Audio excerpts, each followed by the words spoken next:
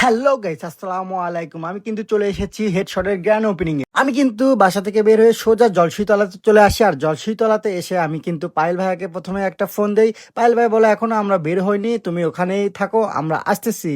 আর এখানে content creator এবং guest ছাড়া কেউ কিন্তু এলাও ছিল না। পরে পায়েল ভাইয়াকে উপরে উঠাই দেওয়ার পর কিন্তু আমরাও লিফটে করে উপরে আসতেছিলাম। অবশেষে সব বাধা পেরিয়ে আমরা চলে এলাম হেডশট সেলুনে। আর এখানে এসে দেখি পায়েল ভাই বলতেছে সব ফ্যান ফলোয়ার আমার। খেলাধুলি করে আসলাম।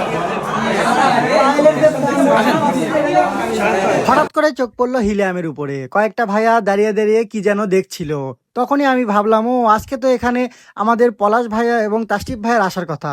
আর এই ছোট্ট ভাইয়াটা এখানে কি লিখে এনেছে অবশ্যই কিন্তু আপনারা কমেন্টে জানাবেন। এদিকে ব্ল্যাক জয়কে ধরে বললাম, বড় ভাই তোমার ছাদিয়া কেমন আছে?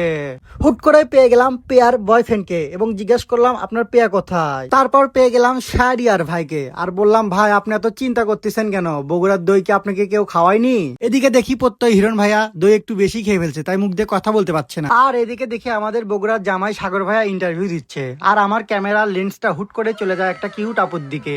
এবার হেডশট লাইফস্টাইল সেলুন সম্পর্কে কিছু বলি। বগুড়া নিয়ে তাদের ব্রাঞ্চ হলো মোট 10টি। আর আপনি যদি সুন্দর একটা লুক চান তাহলে অবশ্যই আপনাকে আসতে হবে হেডশট লাইফস্টাইল সেলুনে।